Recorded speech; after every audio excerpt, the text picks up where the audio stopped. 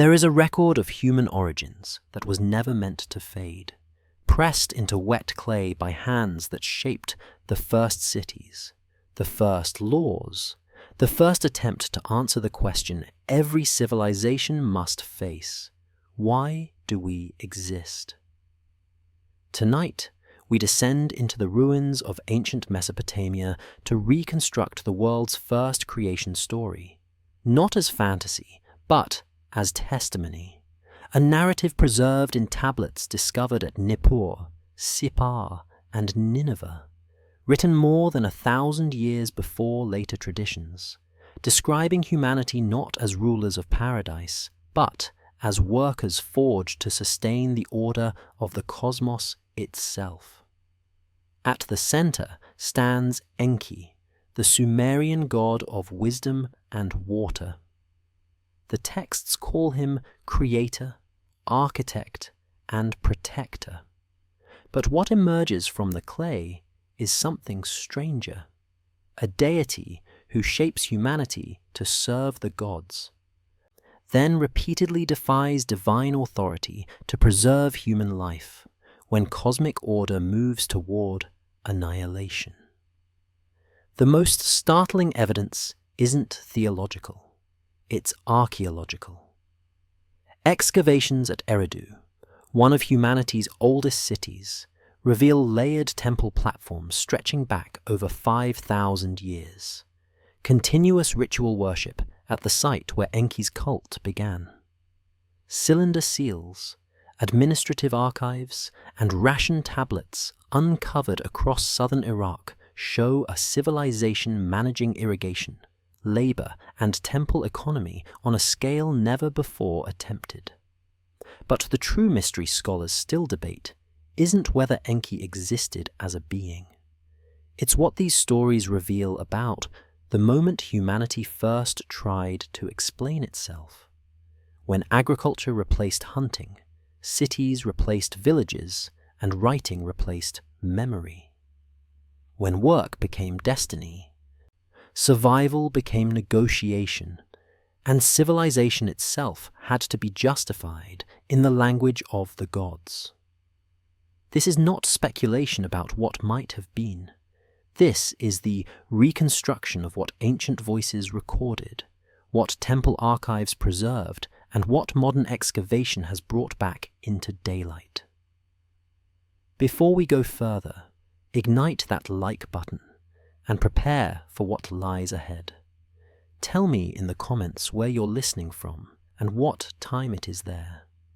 And as always with our videos, the visuals are here to add context, but they aren't necessary to follow along. Thank you for always having our back. Prepare yourself. Let's dive in. The most compelling piece of evidence is a text that functions as Mesopotamia's own blend of cosmology, social contract, and historical memory, the Atrahasis Epic. This collection of clay tablets, discovered in fragments across Mesopotamia and reconstructed by scholars over more than a century, was copied and recopied by scribal schools for over 1,000 years.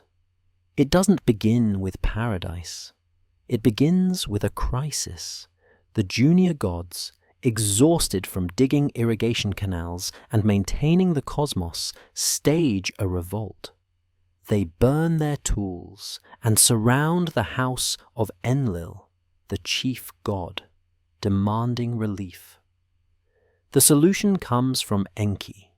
He proposes the creation of humans, beings molded from clay mixed with the blood of a slain god, designed to bear the labor the divine could no longer sustain. The text is explicit. Humanity's purpose is work, not punishment for sin, not exile from grace, just responsibility assigned at the moment of creation. This isn't myth detached from reality.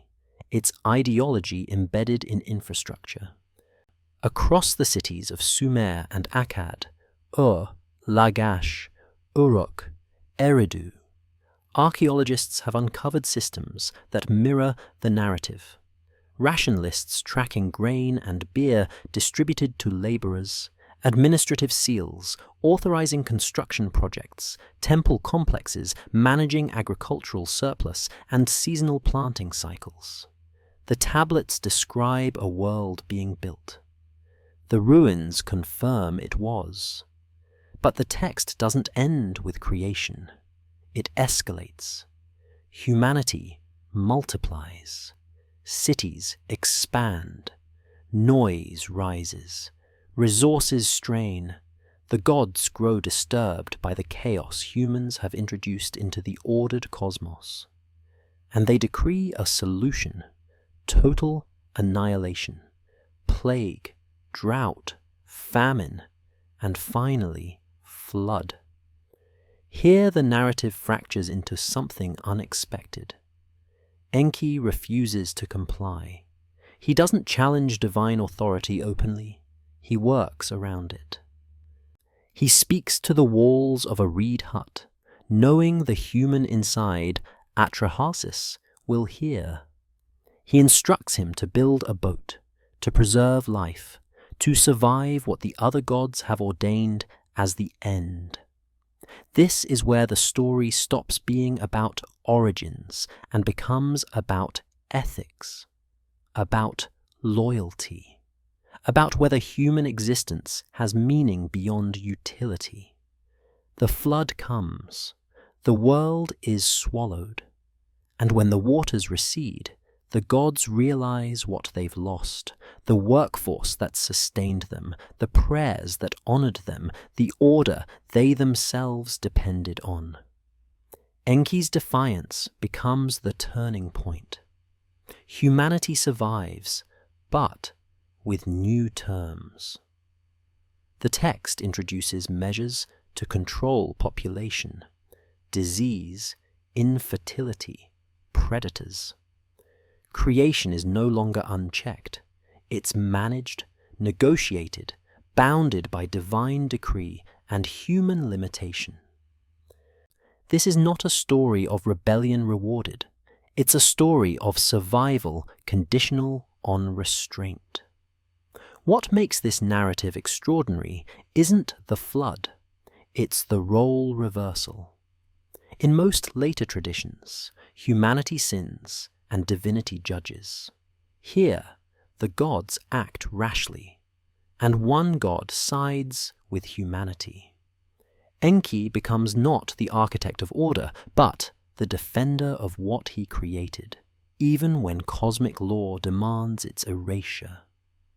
The question embedded in the clay is one scholars still wrestle with. Does this story encode real memory of environmental collapse, labor organization, agricultural transition, or catastrophic flooding in the Tigris-Euphrates Valley? Or is it pure theology, a framework for understanding power, purpose, and the fragility of human life in a world ruled by forces beyond comprehension? The answer may lie not in the myth itself, but in the civilization that preserved it.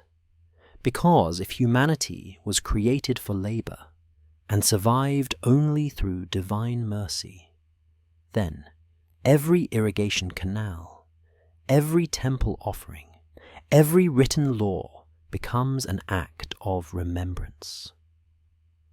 A way to honor the bargain struck in clay 4,000 years ago, when the first scribes tried to explain why we are here and what we owe for the chance to remain. The first humans were not born, they were built. This detail appears in nearly every Mesopotamian creation account recovered from the ground, not as metaphor, but as process. Clay from the earth, blood from a god, water to bind them. The mixture pressed into shape by divine hands, then set to work before the clay fully dried.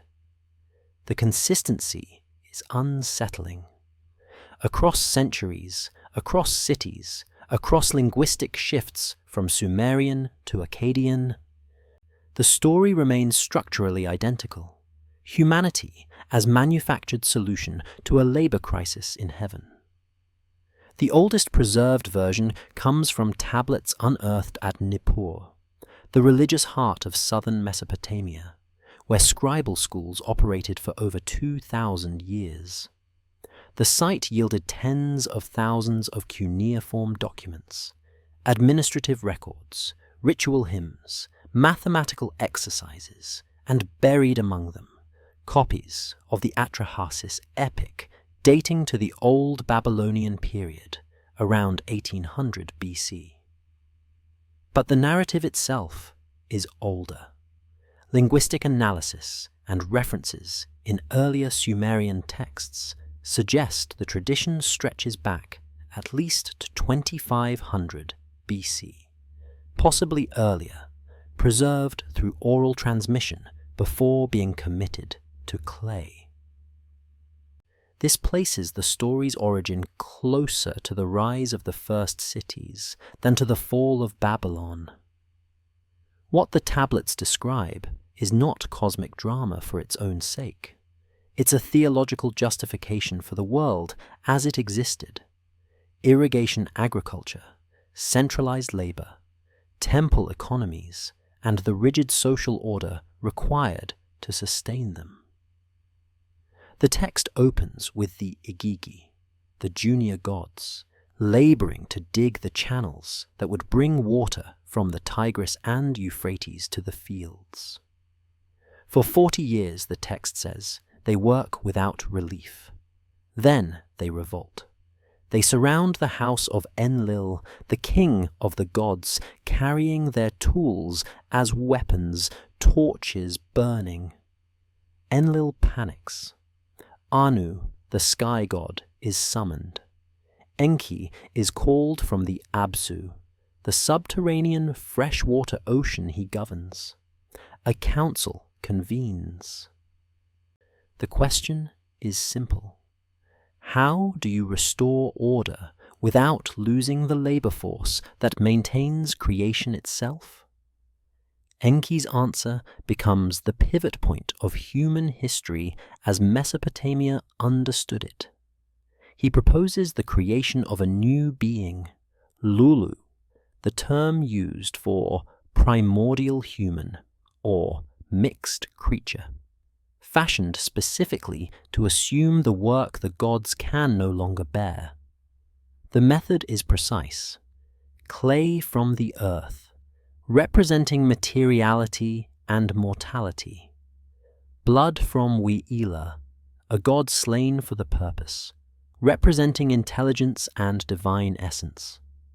The goddess Nintu, the birth deity, shapes the mixture. 7 male and 7 female humans emerge.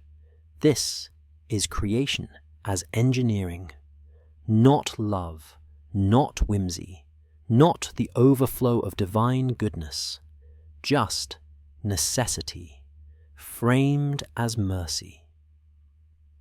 The text never questions whether this is just.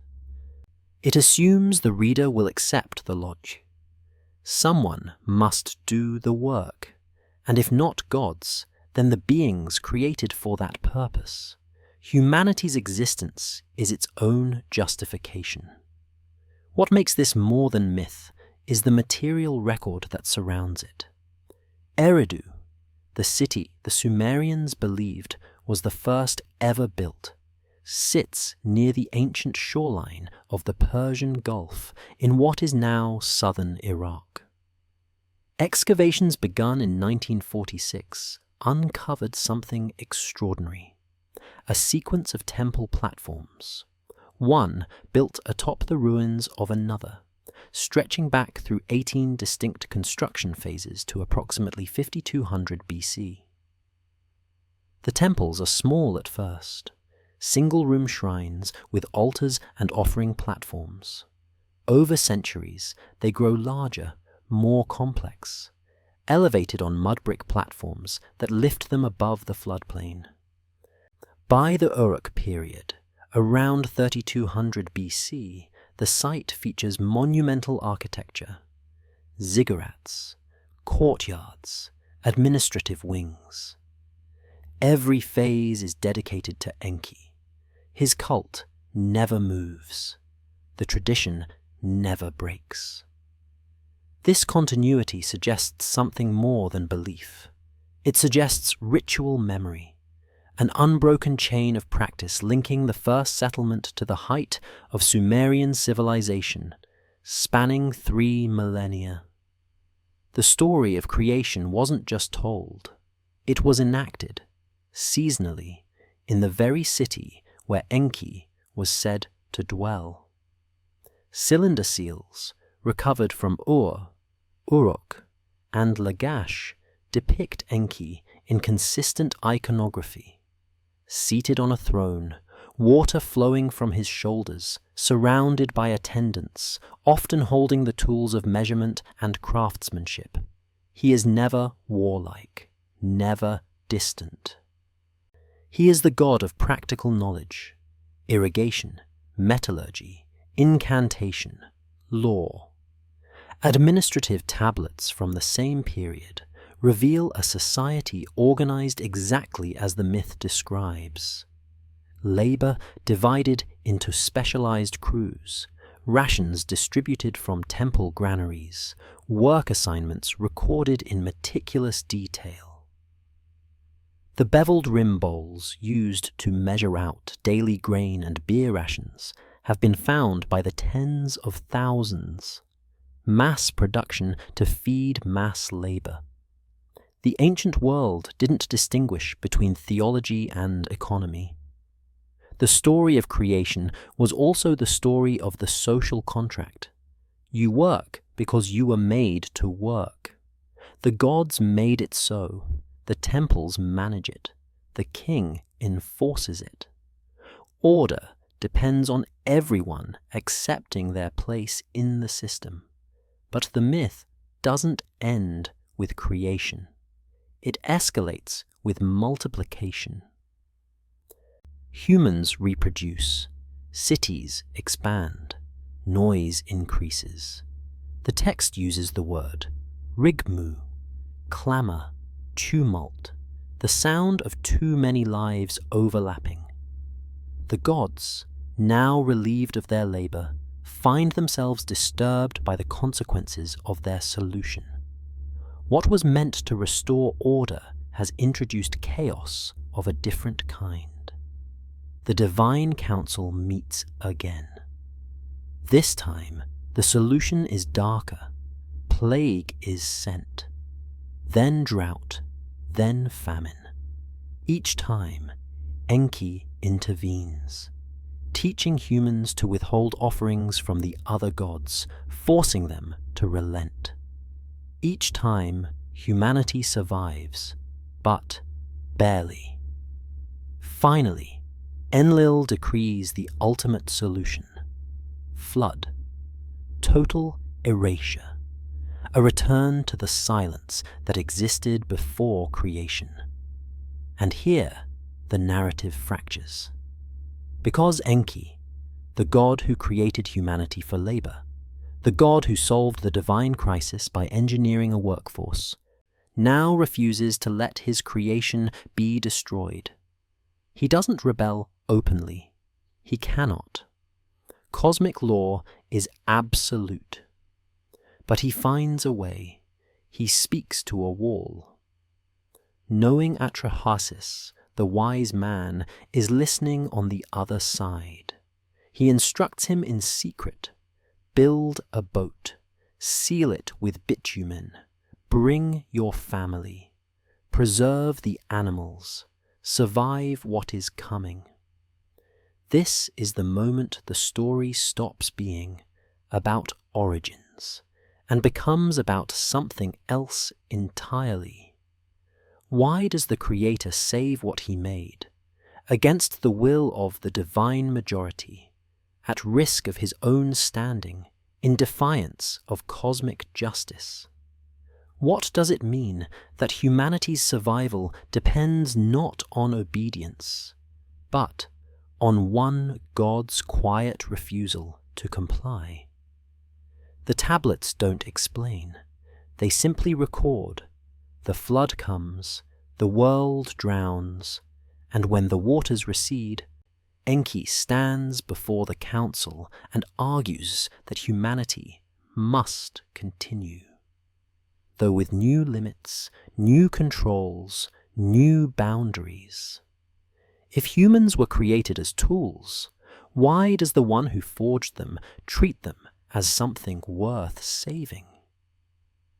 The gods grew tired before humans ever existed.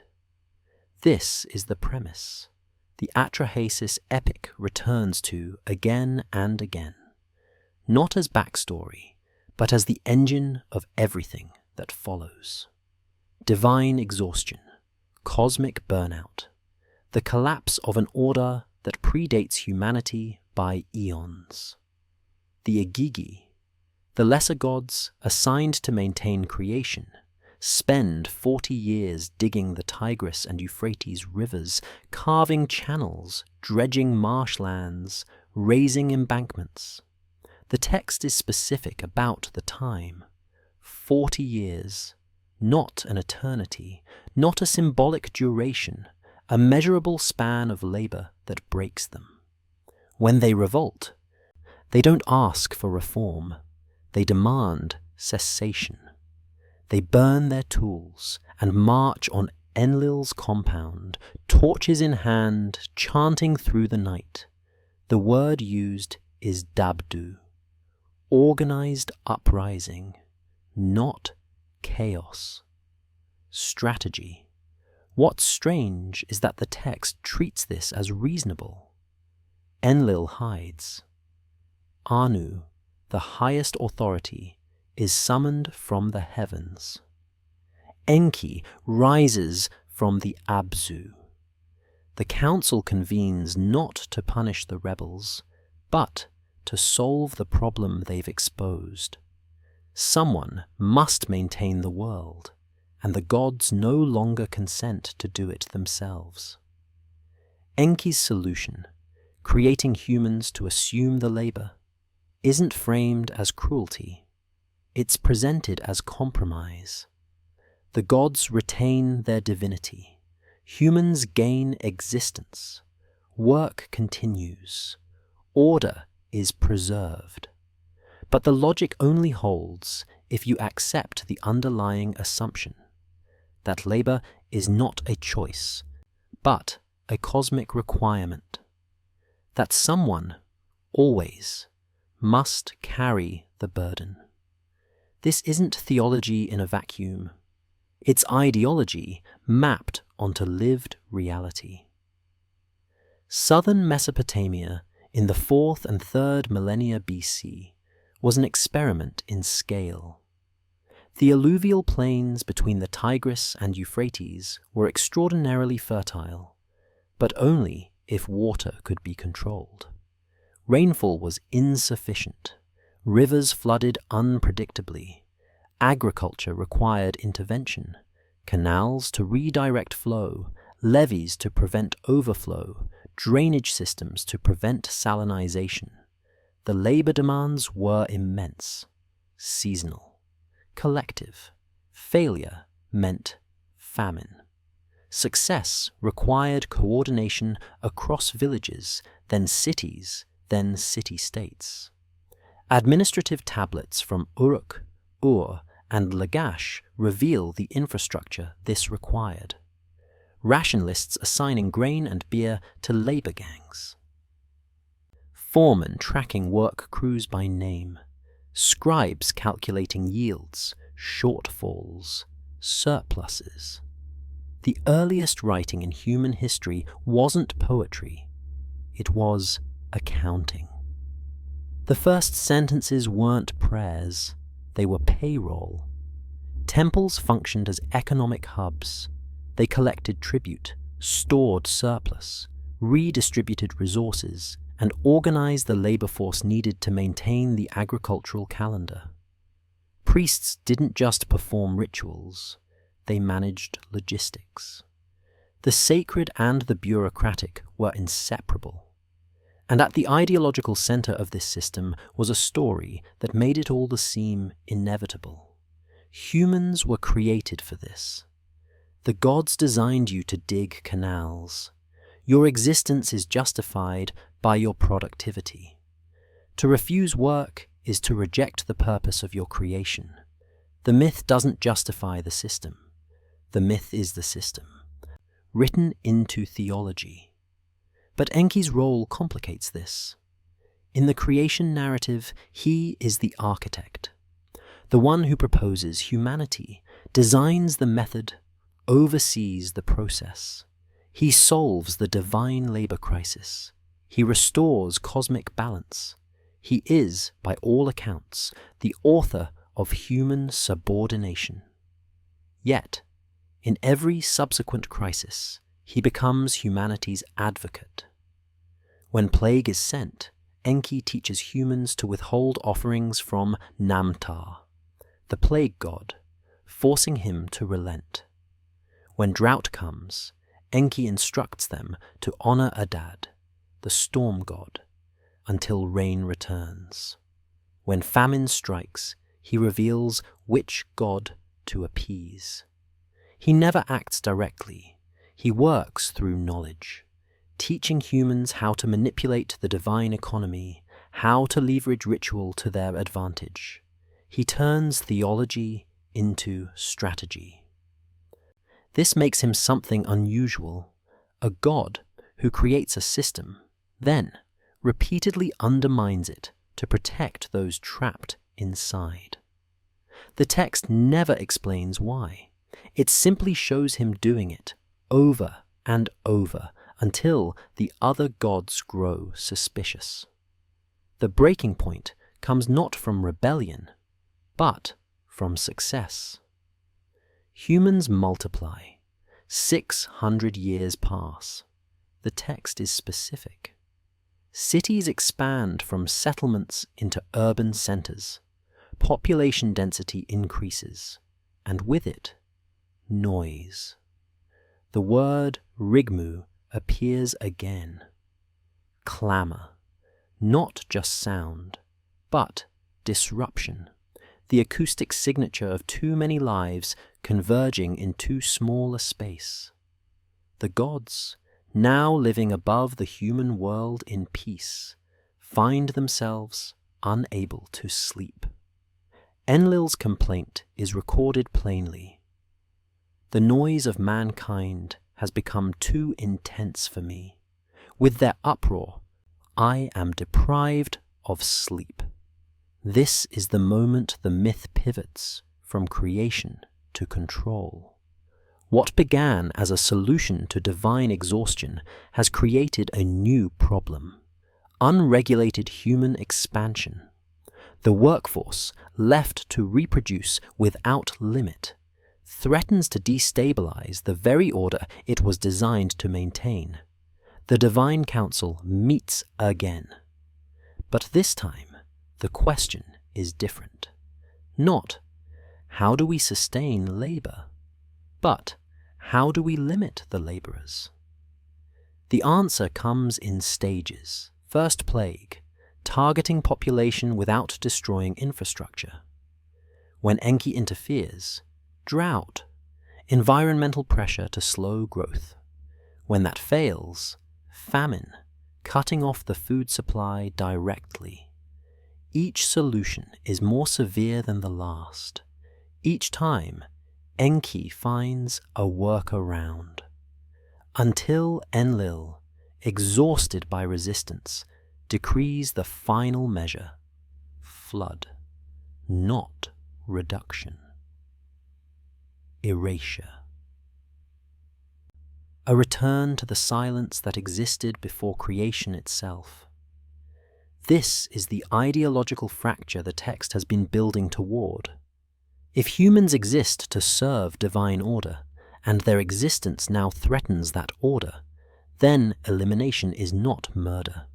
It's correction. The logic is clean. The system repairs itself by removing the malfunction.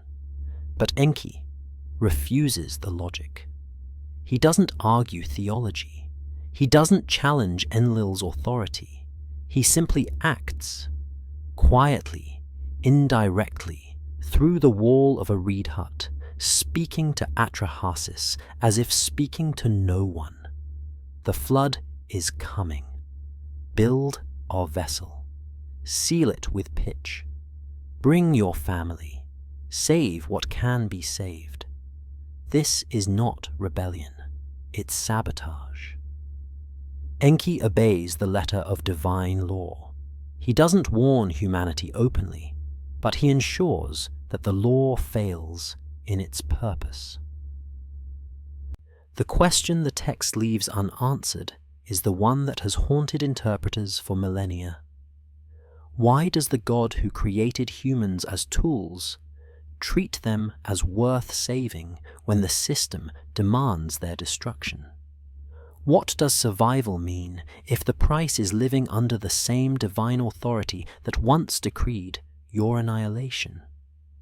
And perhaps more disturbing, if humanity was saved not by righteousness, but by one God's refusal to comply, what happens when that God is no longer there to intervene? The decision to destroy humanity was made in silence. No trial, no warning, no final opportunity for repentance. The Atrahasis text records the decree in a single, chilling line. Enlil speaks to the divine assembly, and the gods swear an oath. Humanity will be erased by water, and no god will reveal the plan. The oath is binding, not a suggestion. Not a vote, a cosmic seal enforced by the highest divine authority. To break it is to violate the order that holds creation together. What makes this moment strange is its coldness. There is no rage, no divine anger at human sin, just a calculated decision. The experiment has failed. The noise has become unbearable. The solution must be absolute. This is annihilation framed as restoration. The text doesn't linger on human reaction because humans don't know it's coming. That's the point. The flood is designed to arrive without warning, to eliminate not just the population, but the possibility of resistance. Cosmic justice doesn't require consent. It simply enacts itself. But the narrative structure of the myth preserves something historians find deeply unsettling. Multiple flood traditions, across cultures, across centuries, describing the same basic sequence: divine decree, human ignorance, one family warned, survival through construction, re-emergence into a changed world. The Sumerian Eridu Genesis, fragmented but readable, describes a flood sent by the gods, with Ziusudra as the survivor. The Akkadian Atrahasis names Atrahasis. The later Epic of Gilgamesh retells it through Utnapishtim. The Hebrew Bible records Noah. Each version shifts details, names, durations, divine motivations, but the architecture remains. Comparative scholarship has spent over a century trying to trace the origins. The consensus is clear. The Mesopotamian versions are older, significantly older. The earliest references appear in Sumerian king lists from the mid-3rd millennium BC, where rulers are divided into those who reigned before the flood and those who came after. The flood isn't treated as myth, it's treated as chronology, a boundary in time separating two distinct eras of human history. This raises a question scholars still argue over. Does the story encode environmental memory? Southern Mesopotamia is a floodplain. The Tigris and Euphrates overflow seasonally, and catastrophic floods, those that submerge entire regions, destroy settlements, displace populations, occur periodically throughout the archaeological record. Excavations at Ur, Uruk, Shuruppak, and Kish have uncovered sterile flood layers, deposits of water-laid silt with no human artifacts, sandwiched between occupation strata. Leonard Woolley, excavating at Ur in the 1920s, found an 11-foot thick layer of clean clay separating early dynastic remains from earlier Ubaid period settlements. He believed he had found evidence of the flood. Later work showed the deposits were localized, not simultaneous, and represented different events across different centuries. But the pattern remains. The ancient world experienced floods severe enough to reset local history.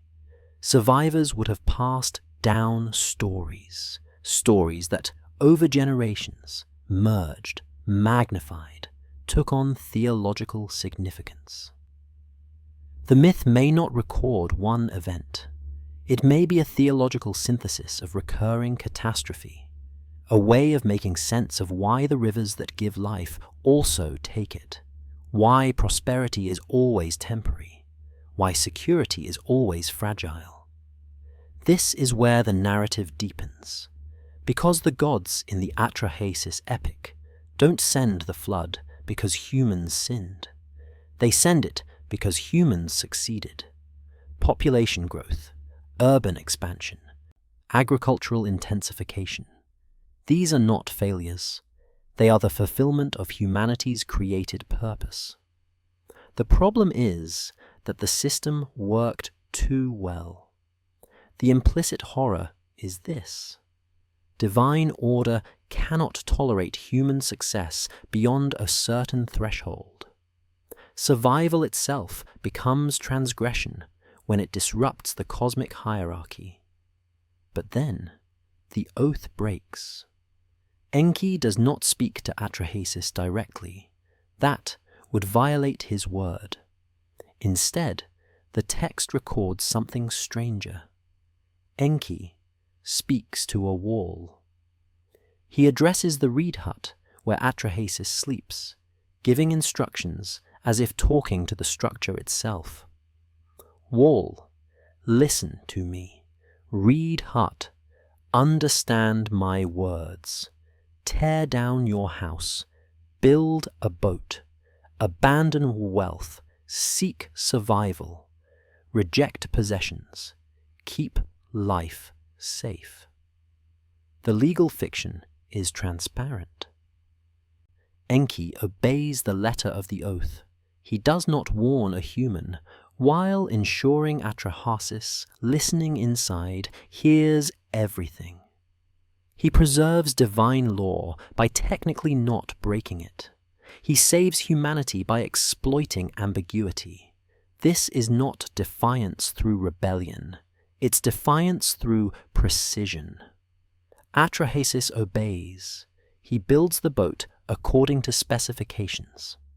Cube-shaped, sealed with bitumen, large enough to carry family, animals, craftsmen, and supplies. The text gives dimensions, construction methods, waterproofing techniques, practical detail embedded in cosmological drama. When the flood comes, it comes through all the gods at once. Adad roars in the clouds. The Anunnaki raise torches, setting fire to the land. Shulat and Harnish go before the storm. Nergal tears out the dam posts. Ninurta makes the dikes overflow. The Anunnaki lift their torches, lighting the land with their flames. The imagery is not poetic exaggeration. It's a description of total environmental collapse, rainfall, fire, structural failure, overflow occurring simultaneously. The world doesn't flood gradually. It disintegrates. The gods themselves retreat. They ascend to the heaven of Anu. crouching like dogs, cowering against the outer wall. Even Ishtar, the goddess who had advocated for humanity's creation, shrieks in regret. How could I speak evil in the assembly of the gods, ordering catastrophe to destroy my people? This is the moment the text undercuts its own theology. The gods, having decreed annihilation, are horrified by the result. Cosmic justice, once enacted, becomes unbearable even to those who demanded it. For 7 days and 7 nights, the storm rages. On the 7th day, it ceases. The boat rests on a mountain. Atrahasis opens a window and weeps, not in relief, but in grief. The text is explicit. He looked at the land, silence. All of mankind had returned to clay. Silence, the word the gods sought, achieved through absolute erasure.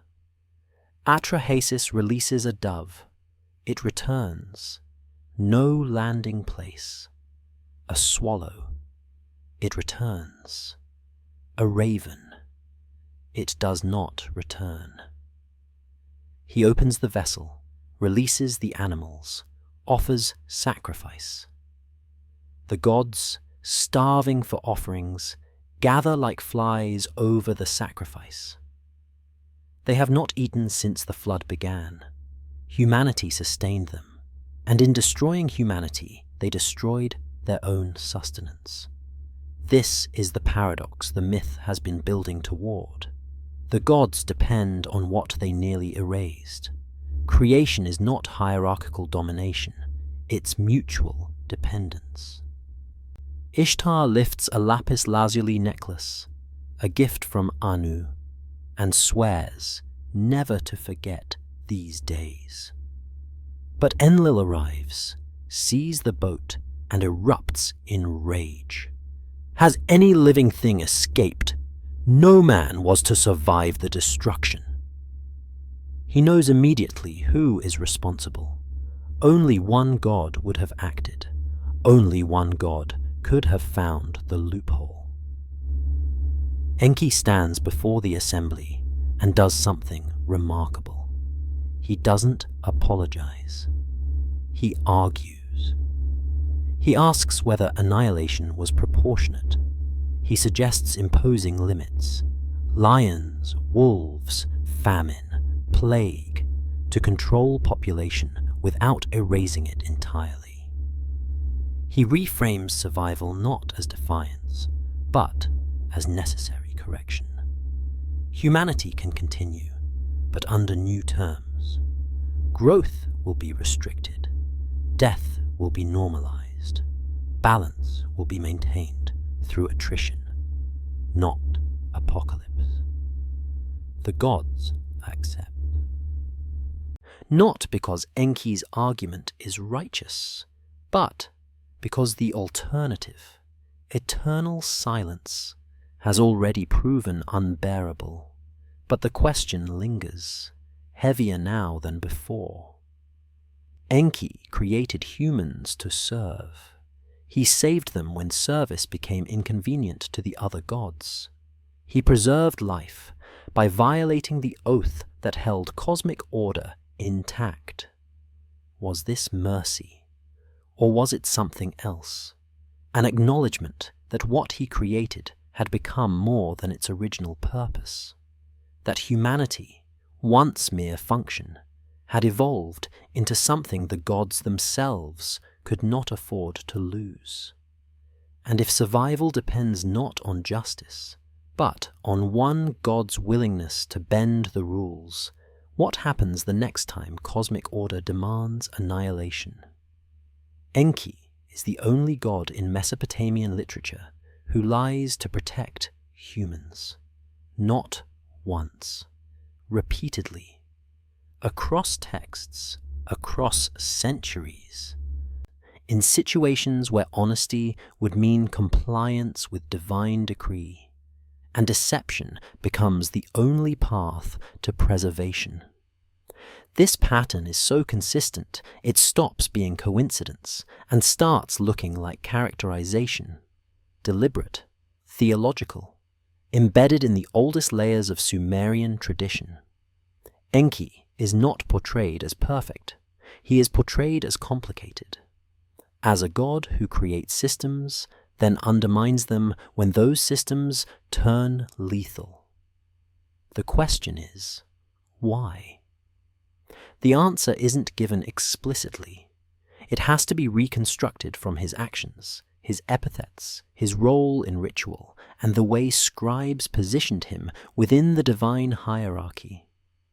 His primary title is Enki, Lord of the Earth, but more specifically, Lord of the Abzu, the subterranean freshwater ocean beneath the world.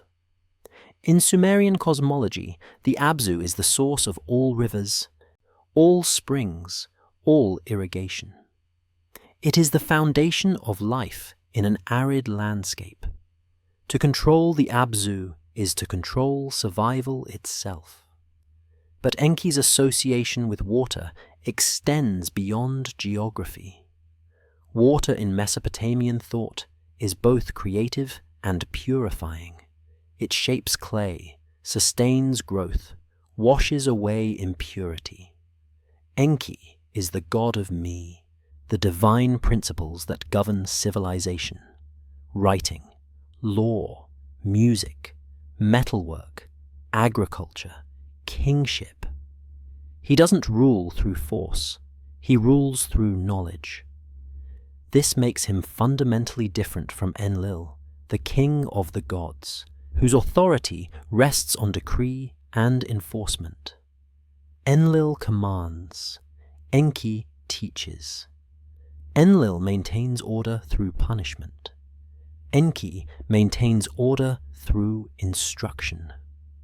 When the two come into conflict, the texts consistently side with Enki, not by declaring him right, but by showing that his interventions allow the world to continue. The flood narrative is the clearest example, but it's not the only one. In the Sumerian myth Enki and Ninmah, the goddess Ninmah challenges Enki during a banquet, claiming she can determine the fate of any being she creates. Enki accepts the challenge. Ninmah creates humans with disabilities, those unable to walk, unable to see, unable to speak. Each time, Enki finds a role for them within society. The blind become musicians, the lame become craftsmen. Those who cannot speak become ritual attendants. The text doesn't frame this as charity. It frames it as integration. Enki's solution is not to heal the individuals.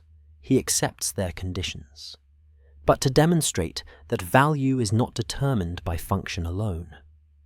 Existence justifies itself, and society adapts to include what it might otherwise discard. This is theological resistance encoded as social philosophy. Ninmah then creates a being so damaged it cannot eat, cannot move, cannot perform any task. Enki does not assign it a role. Instead, he declares it shall be cared for, sustained by the community, not because it contributes, but because care itself is a principle of civilization. The myth ends with reconciliation. Enki and Ninmah both acknowledge the limits of their power. Creation is not perfect. Value is not purely functional. Some beings exist simply because they exist, and that must be enough. This stands in stark contrast to the logic that created humanity in the first place. beings made for labor, justified by productivity, expendable when inconvenient. Enki authored that logic, but he refuses to be bound by it. In the Eridu Genesis, one of the oldest flood narratives, Enki's defiance is even more explicit. Enlil decrees the flood. Enki warns Ziusudra, the Sumerian equivalent of Atrahasis. But this time, the text adds a detail. After the flood, when Enlil discovers that humanity survived, he does not punish Enki. Instead, he grants Ziusudra immortality and places him in Dilmun, the divine paradise, as a reward for obedience. This reversal is theologically jarring. The survivor of divine wrath is honored by the god who decreed the wrath. The god who broke the divine oath is not condemned. The system absorbs the contradiction and continues. What this suggests is that the flood was never about justice. It was about control. And Enki's defiance forced a renegotiation of the terms. But the most unsettling layer of Enki's character appears not in grand mythological narratives, but in incantation texts, ritual formulas used by priests and healers to cure illness, counter curses, and protect the vulnerable. These texts, recovered from libraries at Nineveh, Sippar, and Uruk, span more than 1,000 years. They invoke Enki as the source of esoteric knowledge, the keeper of secrets, the one who knows what is hidden. He is called upon not to enforce divine will, but to subvert it, to undo curses sent by other gods, to heal afflictions they imposed, to protect humans from supernatural harm. In one incantation series, Enki is described teaching his son Asaluhi how to counteract the work of Namtar, the plague god. The formula is explicit. This disease was sent by divine decree, but Enki reveals the method to reverse it. This is rebellion codified into liturgy. The priests invoking these spells were not fringe heretics. They were state-sanctioned religious officials, operating within temple complexes, preserving and transmitting this knowledge across generations, which means the theology of resistance was institutional. Enki's defiance wasn't hidden. It was celebrated, taught, ritualized. But why? Why would a religious system enshrine a god who repeatedly undermines divine authority? One interpretation is that Enki represents adaptability, the principle that rigid order, taken to its logical extreme, leads to extinction. His interventions aren't rejections of divine law, they're corrections, adjustments, acknowledgements that creation is more fragile and more valuable than the laws designed to govern it. Another interpretation is darker. Enki's role reflects the lived experience of Mesopotamian civilization. Floods came, plagues came, famines came. Survival required not just obedience to the gods, but cunning, negotiation, and the willingness to bend rules when adherence meant death. Enki is the theological embodiment of that pragmatism. He doesn't promise safety. He promises a chance. If you're clever enough, resourceful enough, lucky enough to receive his warning. But this raises a problem the texts never fully resolve. If humanity's survival depends on Enki's willingness to intervene, then survival is conditional. Not on righteousness, not on obedience, but on the favor of a single deity who, according to the myths, is vastly outnumbered and frequently overruled. The flood didn't end because Enki stopped it. It ended because the gods realized too late they needed what they destroyed. Humanity survived not through divine mercy, but through divine miscalculation. And Enki exploited that miscalculation to renegotiate the terms of existence itself. After the flood, the gods impose limits, predators to control population, disease to prevent overgrowth, infertility among some women to regulate birth rates. These are not punishments, they are mechanisms, built into the new order to prevent the conditions that led to annihilation. Humanity is allowed to continue, but under permanent surveillance. The cosmic experiment resumes, but with safeguards. Growth is no longer unrestricted.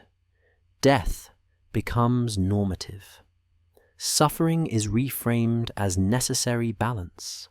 This is survival, but not freedom. Existence, but not autonomy. Humanity remains a created workforce, preserved not for its own sake, but because the alternative, silence, proved unbearable to the gods who demanded it. Enki secured continuation, but he could not secure liberation. The texts never ask whether this was the best outcome. They simply record that it was the outcome, that the world continued, that humans endured, that the temples rebuilt, that the rituals resumed. But the question embedded in Enki's character, the one the myths leave unresolved, is this: if survival required breaking cosmic law, and if the gods accepted that violation without punishment, then what does divine law actually mean? Was Enki a rebel? Or was he simply the only god willing to acknowledge that the system required exceptions to function? That oid without compassion leads not to stability, but to collapse. And if the world depends on one god's willingness to lie, to deceive, to manipulate divine authority in favor of human survival, what happens when that god is absent? When the oath cannot be bent? When cosmic law leaves no room for negotiation? The texts don't answer. They move forward into the aftermath, into the world that emerged from the waters, into the new terms of existence humanity inherited. But the tension remains unresolved, written into every subsequent layer of Mesopotamian theology. Humanity exists because one god refused to let it end, not because it deserved to survive. Because one deity, for reasons never fully explained, decided it was worth the risk. The world that emerged from the flood was not the world that drowned. This isn't poetic language. It's the structural premise of every post-Diluvian text recovered from Mesopotamia. Something fundamental shifted, not just in population or geography, but in the terms of existence itself. The Sumerian king list divides history into two eras: before the flood and after. Kingship, the text claims, descended from heaven, twice, once at the beginning of time, and again after the waters receded. The implication is clear. The flood was not an interruption. It was a reset. What came after was a second creation, operating under different rules. But the myths don't specify what those rules were. They show them, embedded in ritual, governance, and the way cities reorganized themselves in the early dynastic period. One detail stands out. The survivors don't return to the pre-flood order. They don't rebuild the same system. Instead, the texts describe humanity, assuming responsibilities previously held by gods alone, maintaining cosmic balance, ensuring fertility, sustaining the temples, appeasing divine forces through structured ritual. Labor is still required, but it's no longer framed as servitude.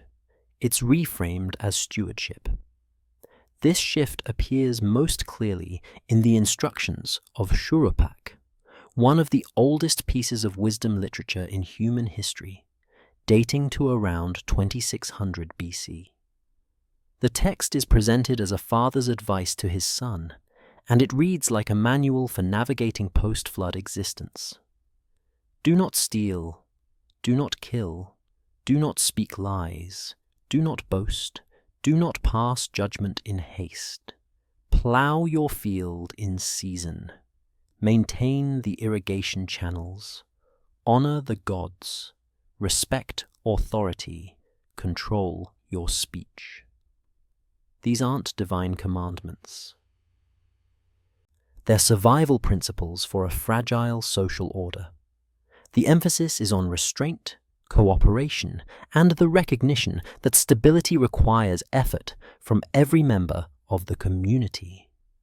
The text never mentions the flood directly, but its entire structure assumes a world where neglect leads to collapse, where individual actions have collective consequences, and where order is not imposed from above, but maintained from within. This is humanity reimagined not as workforce, but as custodian. Archaeological evidence suggests this wasn't just ideology, it was practice. Excavations at Ur, conducted by Leonard Woolley in the 1920s and 30s, uncovered extensive administrative archives from the early dynastic and Ur III periods. Thousands of cuneiform tablets record grain distributions, labor assignments, temple offerings, and judicial decisions. What emerges is a portrait of a society obsessed with accounting, not for exploitation, but for balance. Every transaction is recorded. Every ration is calculated. Every worker is named. The system isn't designed for efficiency alone. It's designed for transparency, for predictability, for the prevention of the kind of chaos that, according to myth, once provoked divine annihilation. Similar patterns appear at Lagash, where boundary stones and legal texts reveal early attempts to regulate disputes over water rights, land ownership, and labor obligations. One inscription from the reformer Urukagina, around 2300 BC, describes his effort to end corruption and restore justice, specifically mentioning the relief of debt, the protection of widows and orphans, and the limitation of priestly exploitation. The language is striking. He freed the inhabitants of Lagash from usury, monopoly, hunger, theft, and assault. He established their freedom. This is the first recorded use of the Sumerian word amagi, return to the mother, often translated as freedom. It doesn't mean autonomy. It means restoration, release from debt, return to a state of balance, the undoing of oppressive accumulation. The concept only makes sense in a world where social collapse is remembered, not theoretical, where imbalance leads not just to injustice, but to existential threat. The flood myth provided the framework for understanding why justice mattered, not because the gods demanded goodness, but because unchecked exploitation had once led to divine intervention so severe it nearly erased creation itself.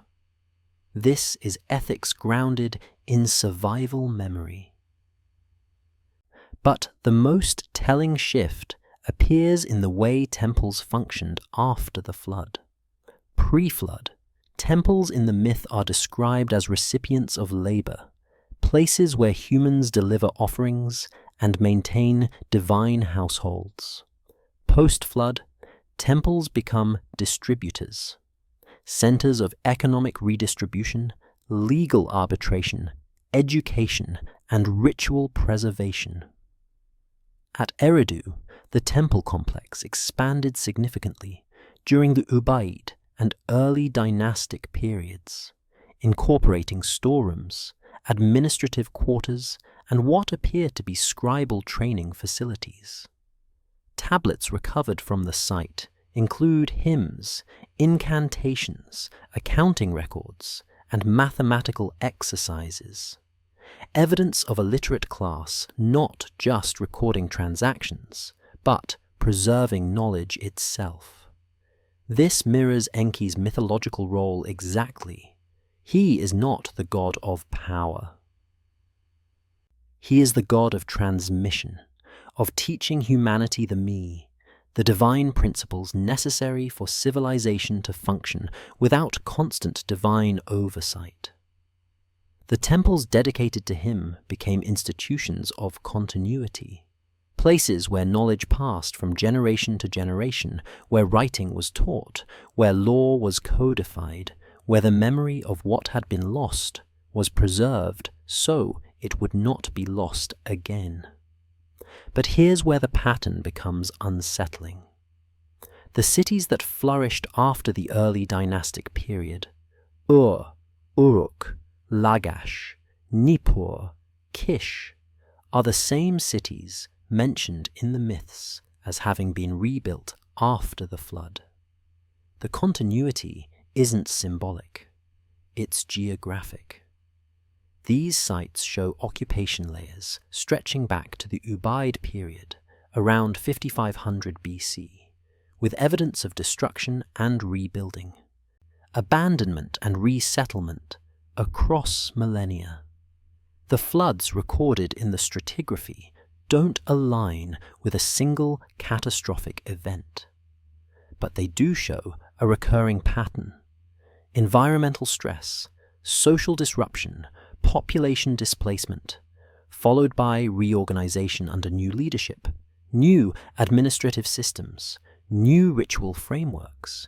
Each cycle reinforced the same narrative. Survival requires structure. Structure requires memory. Memory requires institutions, temples, scribes, laws, and the willingness to honor the past while adapting to changed conditions. The flood myth, in this reading, isn't the record of one event. It's the theological compression of many, a way of encoding into sacred narrative the lesson that every generation relearns. Order is temporary, collapse is always possible, and continuation depends on the choices made in the aftermath. Humanity's role shifted from passive labor force to active participant in preventing the next catastrophe. The gods, having failed to manage creation through decree alone, delegated responsibility, not because humans earned it, but because the alternative had proven unworkable.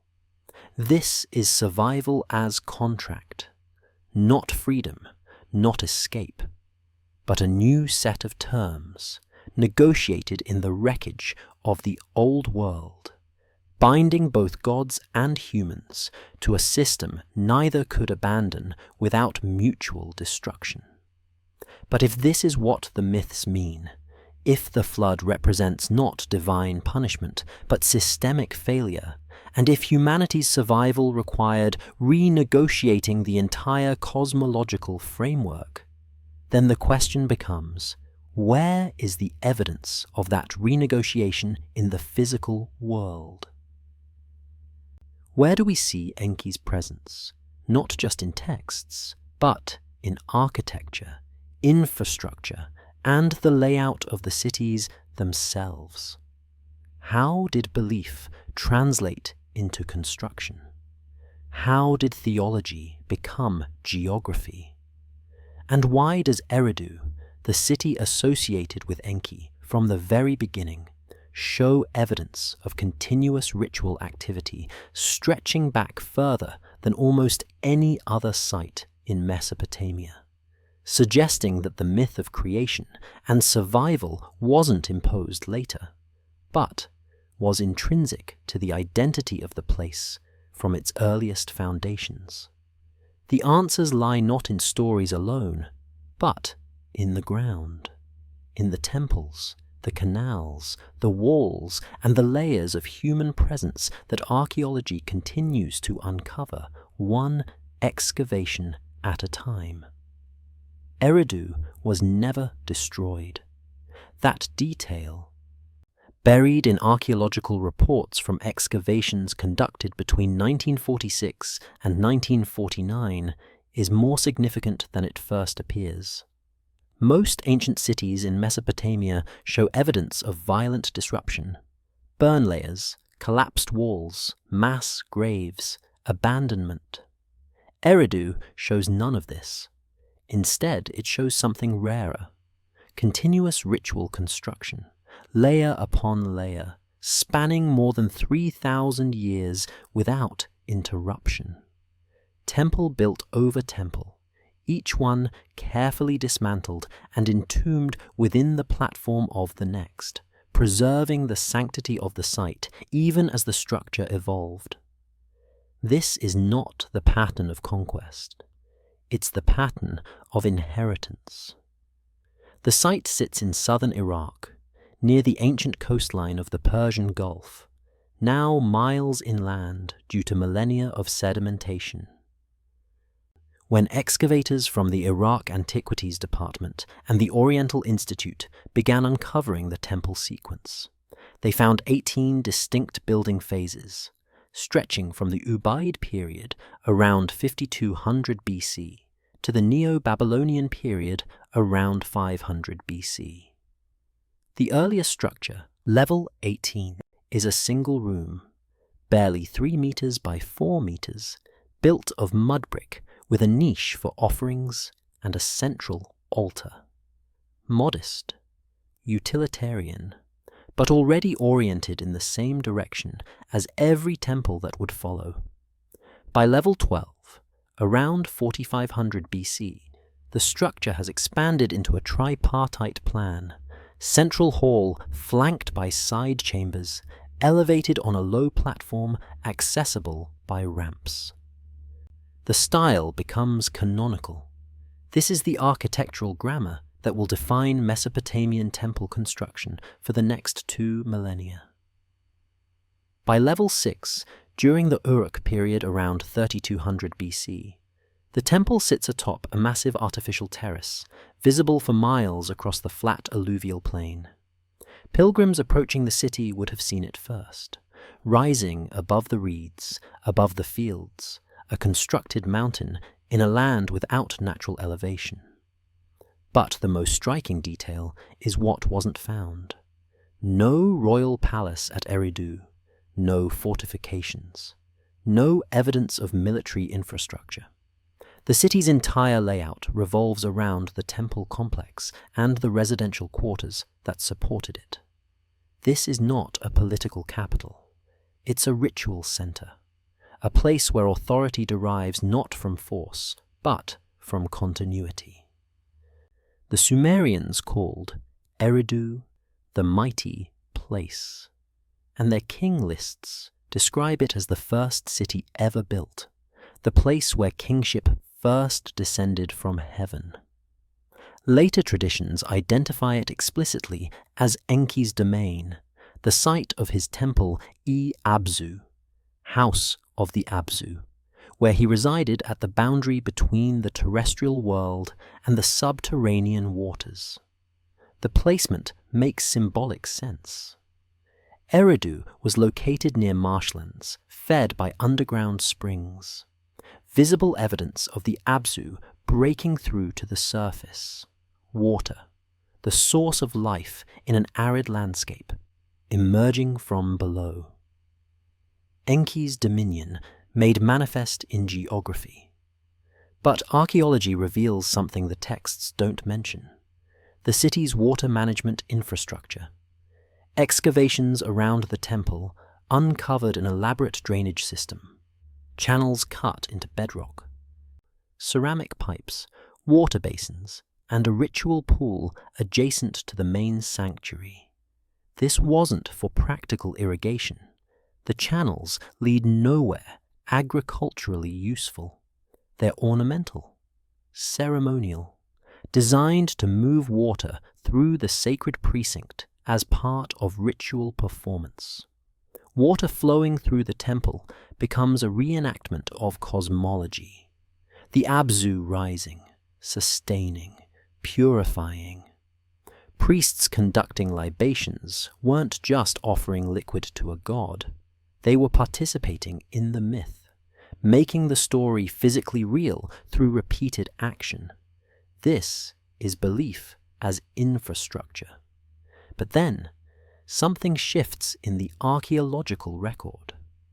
Around 2500 BC, during the early dynastic period, administrative tablets begin appearing at Eridu, not in large numbers like at Ur or Lagash, but enough to show that the temple was functioning as more than a ritual site. It was a center of learning. The tablets include lexical lists, vocabulary exercises used to train scribes, mathematical tables, syllabaries, fragments of hymns and incantations. This is a school embedded within a temple where literacy and theology were taught simultaneously. One recovered tablet contains an early version of a Sumerian proverb. Enki has given me wisdom, let me not forget it.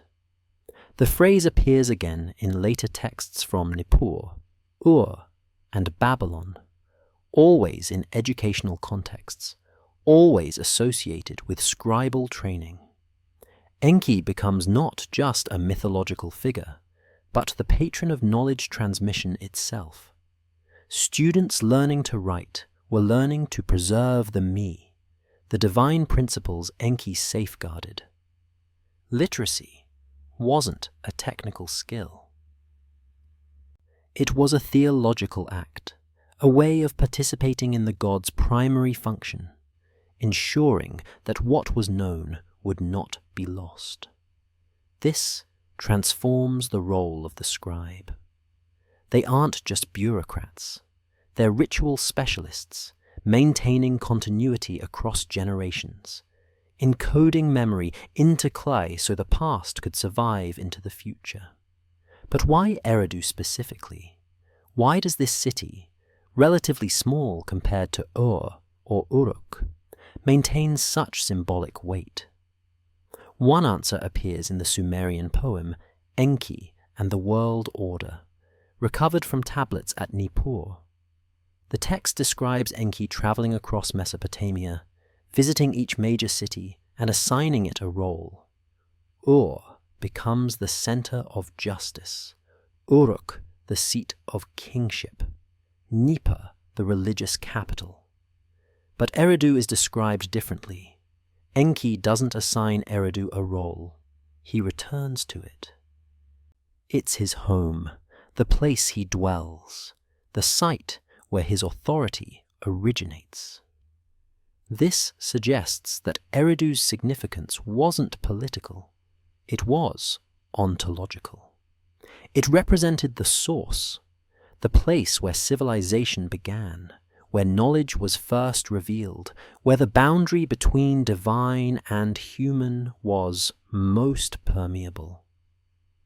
Pilgrims didn't come to Eridu to petition a king. They came to access wisdom, to receive instruction, to participate in rituals that connected them to the earliest moments of creation. Cylinder seals from the site depict priests performing libations before Enki's symbol, a goatfish hybrid, representing his dominion over both fresh water and the creatures that inhabit it. The imagery is consistent across centuries, showing a cult that maintained visual and ritual continuity even as the surrounding political landscape collapsed and reformed. But then, the city begins to decline. By the Old Babylonian period, around 1800 BC, Eridu's population shrinks. The temple continues to function, but on a reduced scale. By the first millennium BC, the site is largely abandoned, preserved only as a pilgrimage destination, its buildings maintained by priests from nearby Ur. Yet the memory endures. Babylonian and Assyrian kings continue to reference Eridu in their inscriptions, claiming descent from its ancient lineage, invoking Enki's authority to legitimize their rule. The city may have faded physically, but its symbolic power intensified. This raises a question. Archaeology alone cannot answer. Why does a site that thrived for 3,000 years suddenly lose relevance, yet remain theologically central for another 1,000? One possibility is environmental. The Persian Gulf coastline shifted. The Euphrates changed course. The springs that fed Eridu's marshlands dried or redirected. The physical connection to the Absu, the visible evidence of Enki's presence, weakened, and with it, the city's ritual authority. Another possibility is political. As Babylon rose to dominance, centralized power shifted northward. Temples in Babylon, Borsippa and Sippar, absorbed the functions Eridu once held. The wisdom tradition didn't disappear. It relocated, adapted, merged with other theological streams. But the texts preserve a third possibility, darker and more ambiguous. In the Era Epic, a late Babylonian text describing cosmic upheaval, the god Marduk laments that the divine principles Enki once safeguarded have been scattered, lost, misappropriated. Order has fractured. Knowledge has become fragmented. The world continues, but something foundational has been broken.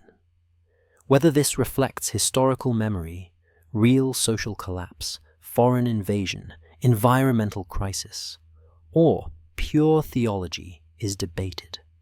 But the sentiment persists across texts. The age of origins has ended. Humanity lives now in the aftermath, maintaining what remains, unable to return to the clarity that once existed. Eridu, in this reading, isn't just a city. It's a symbol of irretrievable continuity, the place where everything began, now reduced to ruins and memory. But if Eridu represents the source, and if that source has faded, then the question becomes, how did the tradition survive? How did Enki's narrative evolve as it moved from one city to another, from one empire to the next, across languages, across political upheavals, across the rise and fall of dynasties? What happens to a myth when the ground it was rooted in becomes dust? Enki's name changed, but his function did not. When the Akkadian language began displacing Sumerian as the dominant tongue of Mesopotamia around 2300 BC, the god known as Enki became Ea. The shift wasn't arbitrary. Ea derives from the Sumerian Ea, house of water, linking the new name directly to the old identity.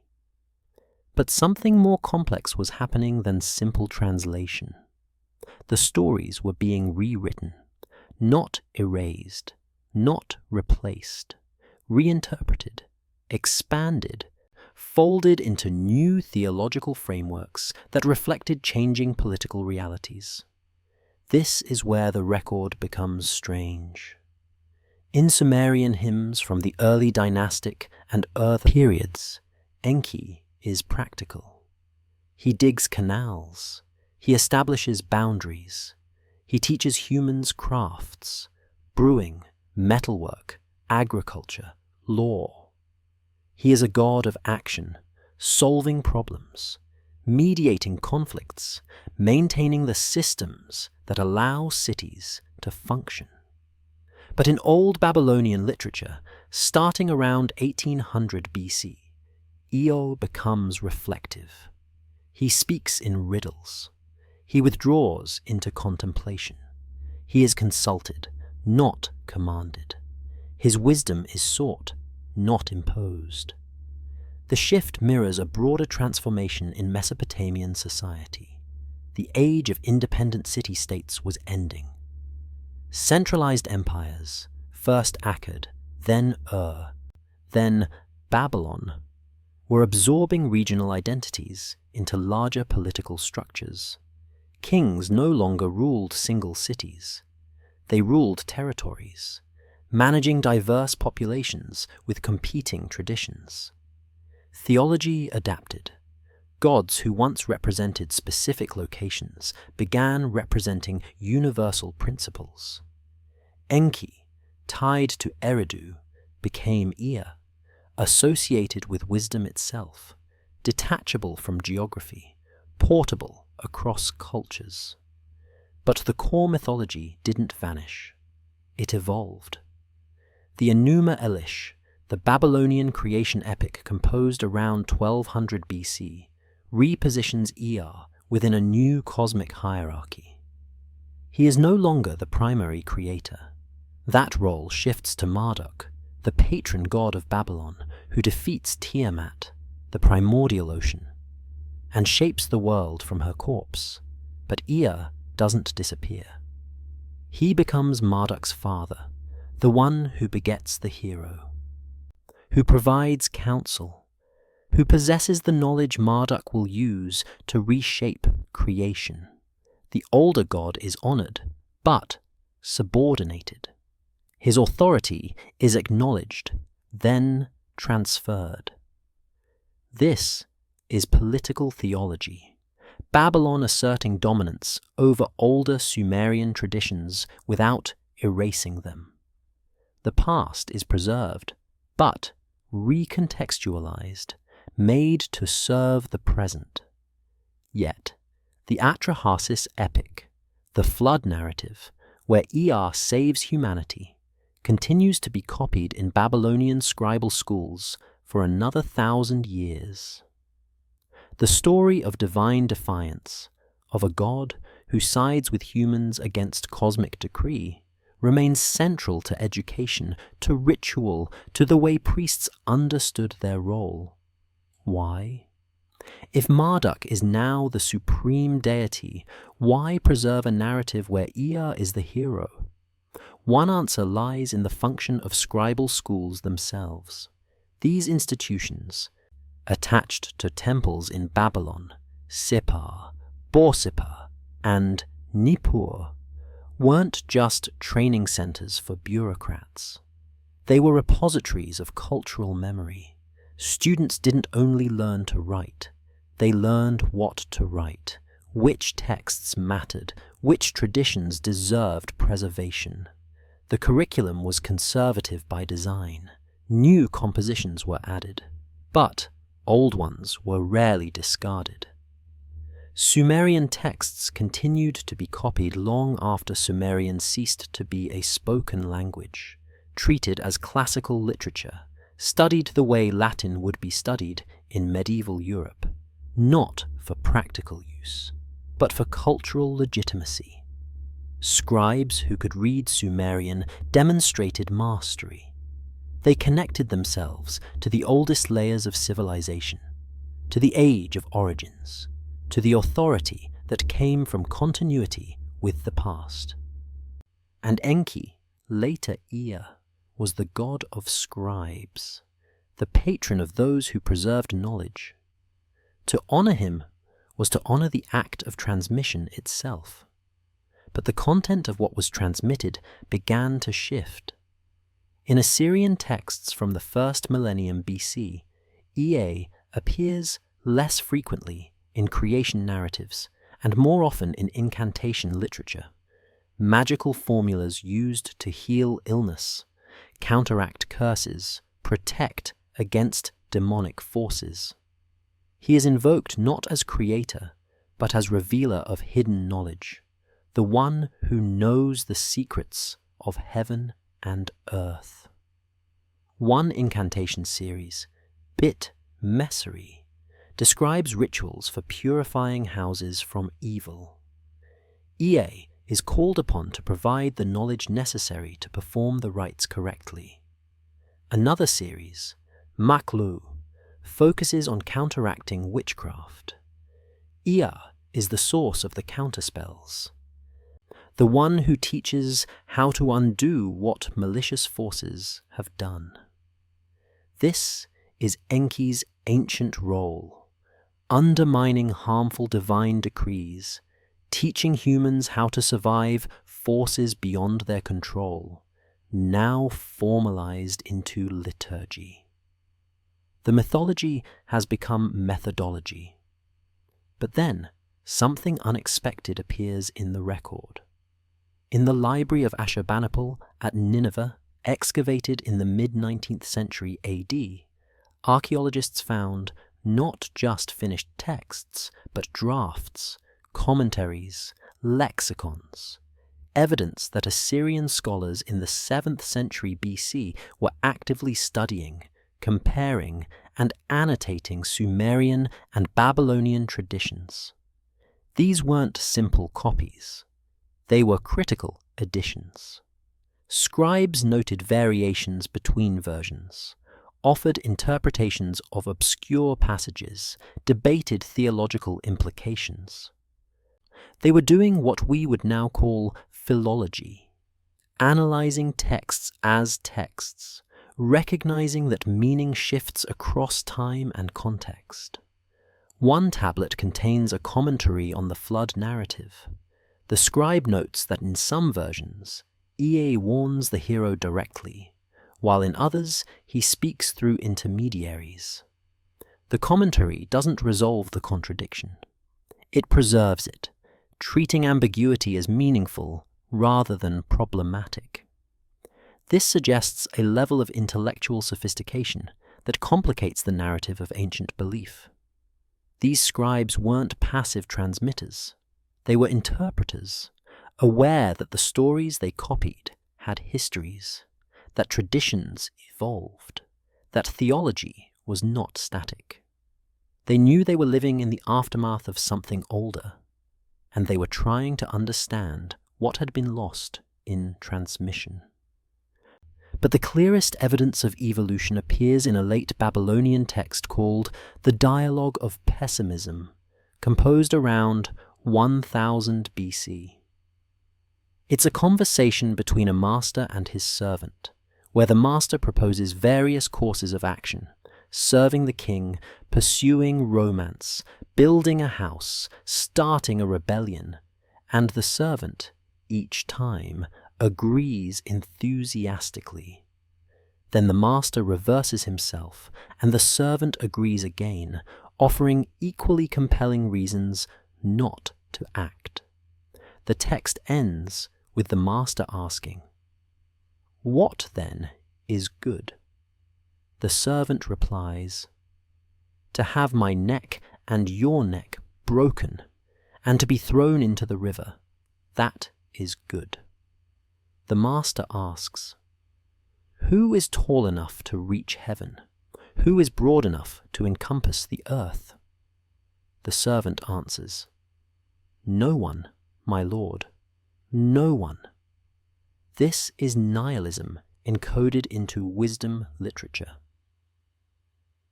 The confidence of earlier texts, where labor has purpose, survival has meaning, cosmic order is knowable, has collapsed into doubt.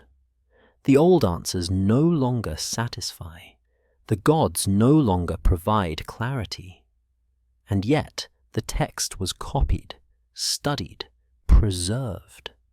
It became part of the canon, suggesting that even existential uncertainty was considered worth transmitting. What happened between the age of Enki's defiance and this late expression of despair? Why does the tradition shift from confidence in divine intervention to the recognition that no intervention may be sufficient? One possibility is historical trauma. Babylon fell to Persia in 539 BC. The independence of Mesopotamian civilization ended. The temples continued, the rituals continued, but political sovereignty was lost. The gods, it seemed, had failed to protect their people. Another possibility is intellectual maturity. After 2,000 years of theological development, scribes may have simply reached the limits of what mythology could explain. The stories that once justified suffering, labor, and survival no longer felt adequate to the complexity of lived experience. But the most unsettling possibility is this: the tradition evolved toward honesty. The later texts don't offer false comfort. They acknowledge ambiguity, uncertainty, the possibility that meaning is constructed rather than revealed. Enki's legacy, in this reading, isn't the preservation of answers. It's the preservation of questions, and the insistence that those questions matter, even when no resolution is possible. But the story doesn't end in ancient Babylon. It pauses. For over 2,000 years, the tablets lay buried, the language forgotten, the myths inaccessible, until the 19th century AD, when archaeologists began digging in the ruins of Nineveh, Babylon, and Nippur, and the voices of the first scribes returned. What they discovered would force a complete rethinking of human origins, religious history, and the relationship between myth and memory. But it would also raise a question no one expected. If these stories were forgotten for millennia, only to resurface in the modern era, what does that say about the fragility of knowledge itself? And what else might still be buried, waiting to rewrite what we think we know? For over 2,000 years, no one on Earth could read Sumerian. The language died sometime in the early centuries AD, its last speakers absorbed into Aramaic and Greek-speaking populations. The cuneiform script fell out of use. The tablets, millions of them buried in the ruins of Mesopotamian cities, became unreadable artifacts, their contents as inaccessible as if they had never been written. The voices of the first scribes went silent, and remained silent. Until 1849 AD, when a British archaeologist named Austin Henry Layard began excavating the ancient city of Nineveh in what is now northern Iraq. He wasn't looking for literature. He was looking for sculptures, monumental reliefs, evidence of Assyrian imperial grandeur to ship back to the British Museum. What he found instead was a library. 25,000 clay tablets, stacked in rooms within the palace of Ashurbanipal, the last great king of Assyria. The tablets were fragmentary, broken, scattered by the collapse of the building when the city fell in 612 BC. But they were intact enough to preserve text. Thousands of lines of cuneiform, pressed into clay more than 2,600 years earlier. No one knew what they said. Cuneiform had been recognized as writing since the early 19th century, but decipherment was still in its earliest stages. Scholars could read some Akkadian, the Semitic language of Babylon and Assyria, by comparing it to known Hebrew and Arabic roots. But Sumerian, older, unrelated to any known language family, remained opaque. The tablets sat in museum storage for years, catalogued, photographed, untranslated.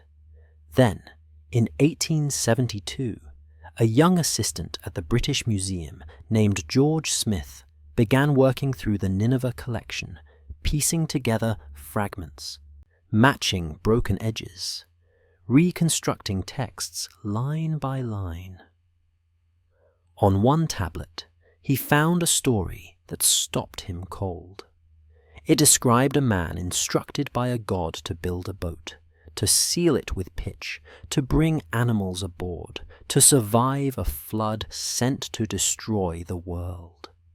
The parallels to the biblical account of Noah were undeniable, but this text was older. Demonstrably, archaeologically older. Smith's discovery made international headlines. The implications were immediate and controversial. The flood narrative, considered unique to Hebrew scripture, had a precedent, a Mesopotamian precedent, written in cuneiform, preserved in the library of an Assyrian king, predating the composition of Genesis by centuries. But this was only the beginning. As more tablets were translated, scholars realized the flood story wasn't isolated. It was part of a larger epic, the Epic of Gilgamesh, which itself referenced even older traditions. The flood survivor, in the Gilgamesh version, Utnapishtim, tells a story nearly identical to the one Smith had found, but framed as ancient memory, passed down from a time before the flood. The structure suggested layers.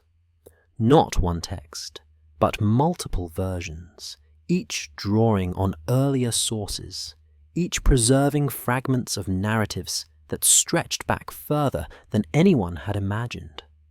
Excavations intensified.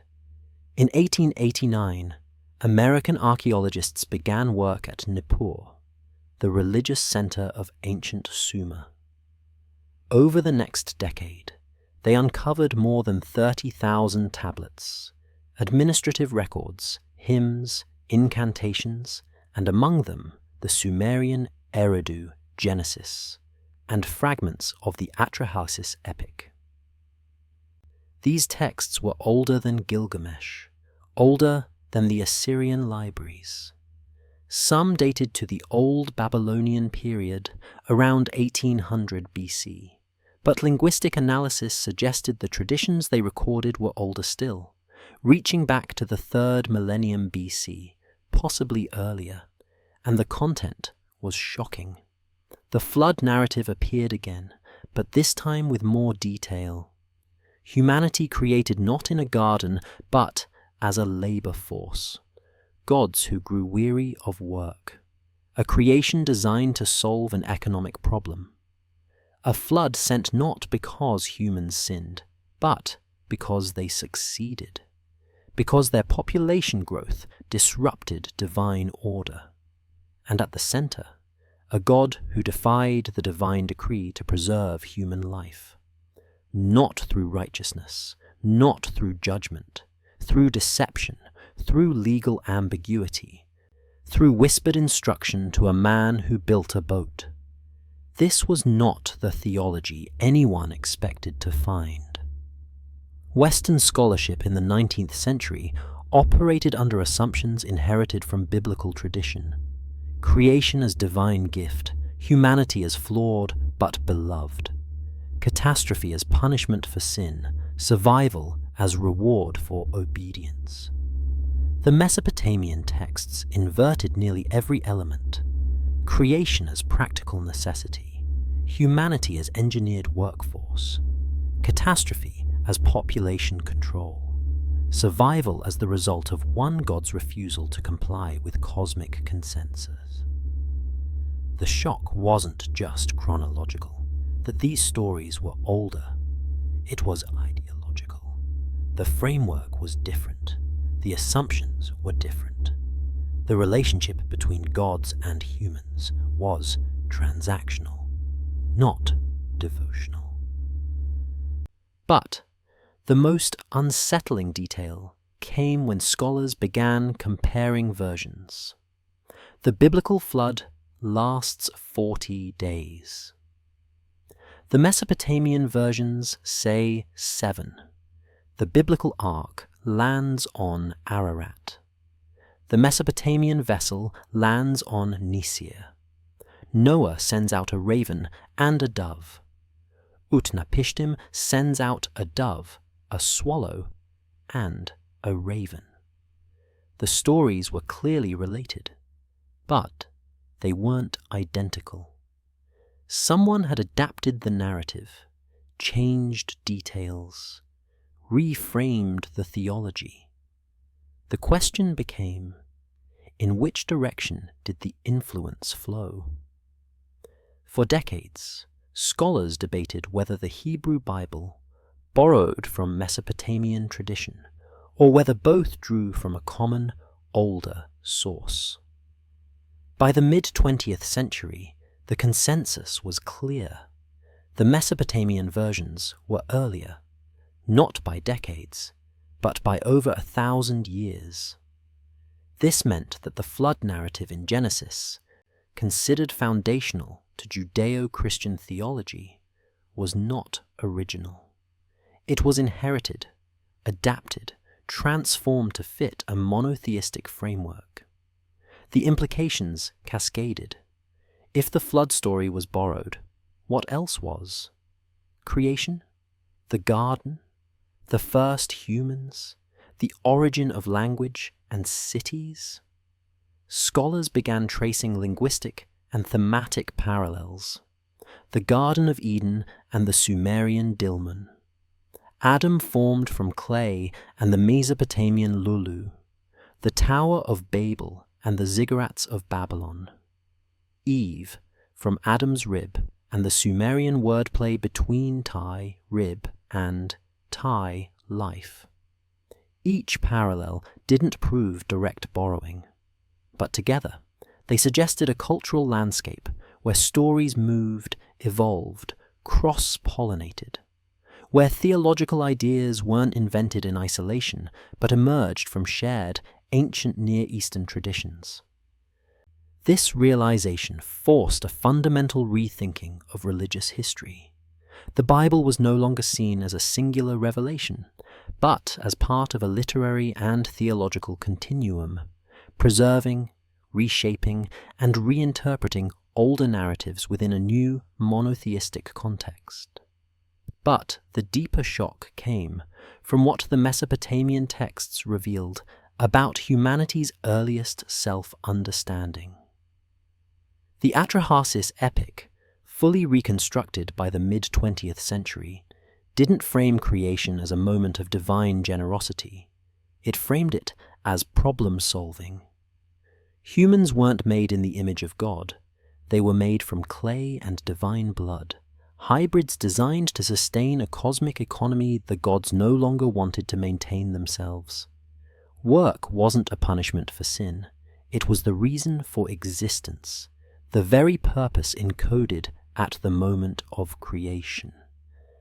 This was origin mythology as social contract, theology that justified labor, hierarchy, and the inevitability of toil not through a fall from grace, but through the terms of creation itself. And yet, embedded within that framework was Enki's defiance. The recognition that survival required breaking the rules, that cosmic justice could be unjust, that one deity chose to preserve humanity despite, or perhaps because of, the system's inherent contradictions. Modern scholars began asking new questions, not just what the text said, but what they revealed about the societies that produced them. Did these myths encode environmental memory, real floods, real labor crises, real social upheaval? Were they theological justifications for existing power structures, or critiques embedded within those structures. Did the repeated emphasis on Enki's interventions suggest a tradition of resistance, a way of questioning authority even while affirming it? The texts didn't answer these questions cleanly. They offered fragments, contradictions, stories layered over time, rewritten by different hands for different purposes. But one thing became undeniable. Humanity's first attempt to explain its origins was not a story of paradise lost. It was a story of work assigned, catastrophe survived, and meaning negotiated in the aftermath. The rediscovery of these tablets didn't just recover ancient voices. It revealed that the questions we ask now, about purpose, labor, survival, and the ethics of creation, are the same questions humanity has been asking for over 4,000 years. The clay preserved not just words, but uncertainty, not answers. But the ongoing struggle to make sense of existence in a world that offers no clear explanations. And now that those voices have returned, we are left with a question the ancient scribes never resolved. Do these stories tell us what happened, or what we needed to believe in order to survive? The tablets record more than one flood. This detail, buried in comparative stratigraphy reports from excavations across southern Mesopotamia, complicates everything. Archaeological teams at Ur, Uruk, Shuruppak, and Kish have uncovered sterile flood layers, deposits of water-laid silt separating occupation strata, but they don't align chronologically. The flood at Ur dates to approximately 3800 BC, at Kish 3200 BC, at Shuruppak 2900 BC. Different depths, different dates, different extents.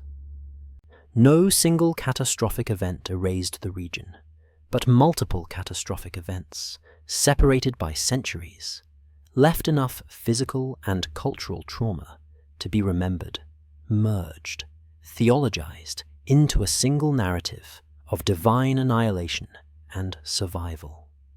The myth isn't lying, it's compressing, translating recurring disaster into a framework that makes repeated trauma comprehensible. This is where myth and memory converge, not as opposites, but as different modes of preservation. Environmental catastrophe in southern Mesopotamia was not exceptional. It was structural. The Tigris and Euphrates flood seasonally, and severe floods, those that submerge settlements, destroy harvests, displace populations, occur with enough regularity that every few generations someone would have experienced world-ending water.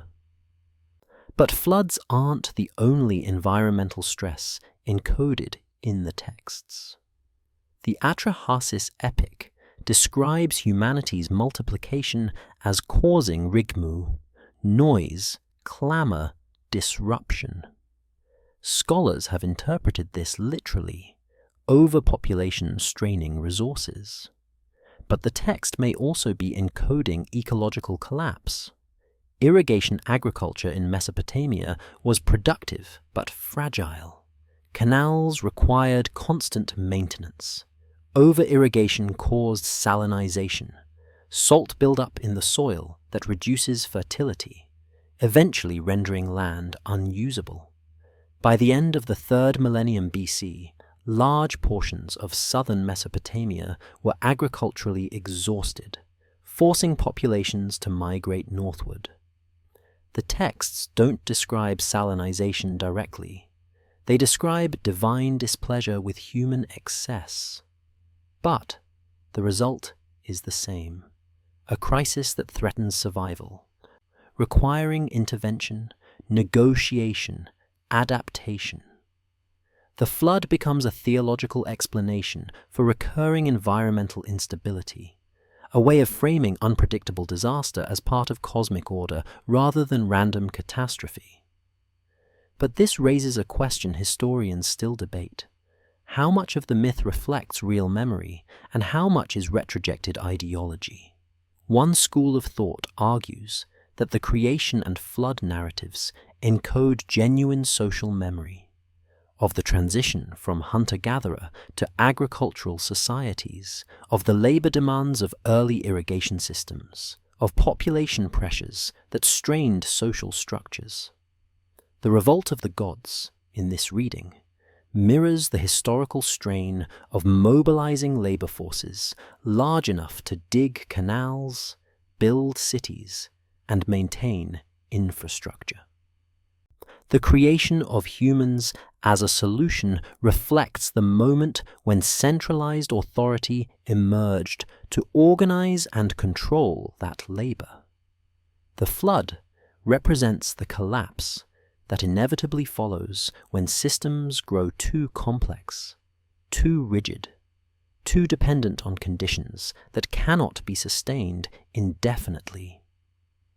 But another school argues the opposite, that the myths aren't records of the past, but justifications for the present, that they were composed by priestly and scribal elites to legitimize existing hierarchies, to make labor, suffering, and inequality seem divinely ordained, inevitable, part of the original design. In this reading, the stories aren't preserving memory, they're constructing it, creating an origin narrative that naturalizes the social order scribes themselves benefited from. Both interpretations have evidence. Both have gaps. What complicates the debate is Enki's role. If the myths exist to justify hierarchy, why include a god who repeatedly undermines divine authority? Why preserve stories where the creator defies cosmic law to protect the created? Why make resistance, however subtle, however indirect, part of the theological framework? One answer is that Enki represents a competing tradition. That Mesopotamian theology wasn't monolithic, but contained internal debates, preserved across centuries through scribal transmission. The flood narrative, in this view, is a negotiation between authoritarian and compassionate impulses within the culture itself. Enlil decrees annihilation. Enki ensures survival. Order and mercy in tension, neither fully triumphant. Another answer is that the inclusion of defiance makes the system more sustainable. By encoding resistance into theology, the tradition acknowledges the injustices it justifies. It creates space for critique without dismantling the structure. Enki becomes a pressure valve, allowing dissent to be expressed, ritualized, and ultimately reabsorbed into the cosmic order. But a third possibility is darker, that the scribes who preserved these stories understood something we still struggle with, that systems designed to maintain order will inevitably produce conditions requiring their own violation, that survival depends not on perfect adherence to law, but on knowing when and how to break it. Enki doesn't reject the system, he operates within it. He honors the oath by speaking to a wall. He preserves divine hierarchy while subverting its outcome. He is the god of loopholes, of technicalities, of finding the narrow path between obedience and rebellion. This makes him more than a mythological figure. He becomes a model of adaptive intelligence, the principle that rigid systems collapse, and only those capable of bending, negotiating, reinterpreting survive. And this is where the ancient and modern debates converge. Because the question the Mesopotamian texts pose, How do we balance order and compassion, law and survival, structure and adaptability, is the same question every civilization faces. The myths don't offer solutions. They offer patterns, models of negotiation that played out over millennia, encoded into stories that were copied, reinterpreted, preserved through conquest, collapse, and cultural transformation. When Babylon fell, the myths didn't die. When Cuneiform ceased to be written, the tablets remained. When the last person who could read Sumerian passed away, the clay endured, waiting 2,000 years to be rediscovered, translated, and reintegrated into human consciousness. This continuity is itself unsettling. It suggests that certain questions are perennial, that the challenges of living in complex societies, of organizing labor, managing resources, justifying hierarchy, surviving disaster, are not modern inventions, but ancient inheritances. The scribes who pressed these words into clay 4,000 years ago were grappling with the same tensions we navigate now, between individual worth and collective need, between obedience and autonomy, between the systems that sustain us and the ways those systems constrain, exploit, and sometimes threaten to erase us. Enki endures not because he provides answers, but because he embodies a strategy.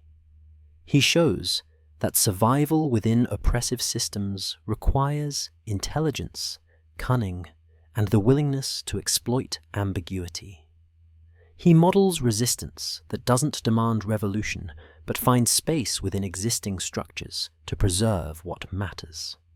Whether this is a form of liberation or a more sophisticated form of control remains unresolved.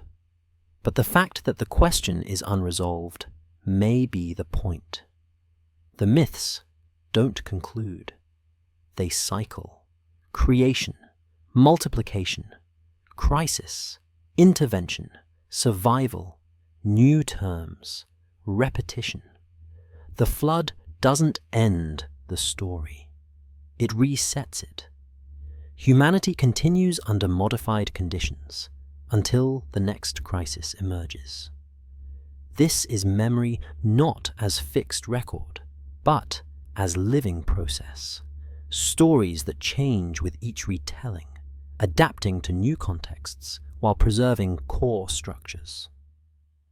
The texts aren't static artifacts. They're templates, frameworks for understanding recurring patterns across time. And the most unsettling implication is this: if these stories encode real patterns of environmental collapse, social strain, systemic failure, and the conditions necessary for survival, then they aren't just describing the ancient past. They're describing dynamics that remain active.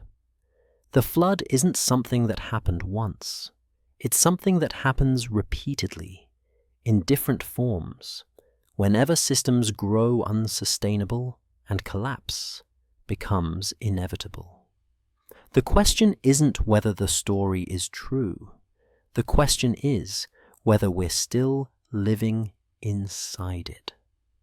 Whether Mesopotamian creation and flood narratives attempts to remember the world as it was, or attempts to explain the world as it was becoming. The answer may be both. And neither. Because what the tablets reveal, after 4,000 years of silence, is that humanity's first great act of self-reflection was not to claim certainty, but to encode uncertainty. To preserve not answers, but the acknowledgement that existence requires constant negotiation, that meaning is constructed rather than given, and that survival depends on our willingness to adapt, question, and find pathways through systems that were never designed for our flourishing. The scribes didn't know if they were recording history or creating it. They simply pressed their words into clay, dried them in the sun, and trusted that someone, someday, would understand what they were trying to say. And now, millennia later, we do. Not because we've solved the mystery, but because we recognize it as our own.